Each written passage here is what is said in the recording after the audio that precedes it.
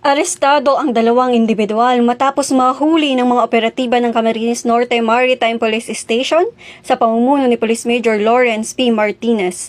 Katuwang ang Mercedes Municipal Police Station ang isang motorized bangka na may kargang hinihinalang mga iligal na sigarilyo sa karagatan ng Mercedes, Camarines Norte.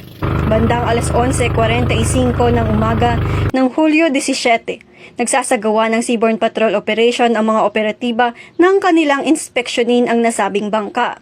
Dito na-discovery ang daang-daang rims ng iba't ibang brand ng sigarilyo na hinihinalang walang kaukulang buwis. Umaabot sa 569,400 piso ang kabuong halaga ng mga nakumpiskang sigarilyo, habang na-recover din ang isang 18 horsepower motorized bangka na tinatayang nagkakahalaga ng 120,000 piso.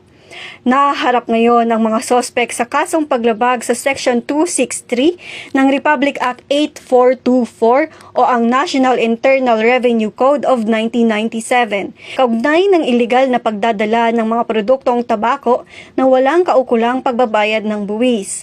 Matapos ipaalam ang kanilang mga karapatan sa ilalim ng Miranda Doctrine at Anti-Torture Law, dinala ang mga sospek sa Camarines Norte Maritime Police Station para sa dokumentasyon at inisyal na investigasyon. Ang mga nakumpiskang sigarilyo ay sasailalim sa valuation ng National Tobacco Administration, habang ang kaso ay isasangguni sa Bureau of Internal Revenue para sa kaukulang aksyon. Muling pinatutunayan ng Philippine National Police Maritime Group ang kanilang matatag na kampanya laban sa mga paglabag sa batas at pagpapanatili ng kaayusan sa karagatan, alinsunod sa adhikaing Bagong PNP para sa Bagong Pilipinas, serbisyong mabilis, tapat at nararamdaman. Mula dito sa Camarines Norte Maritime Police Station, ako si Patrolwoman Laika P. Langit, alagad ng batas, tagataguyod ng Balitang Pulis.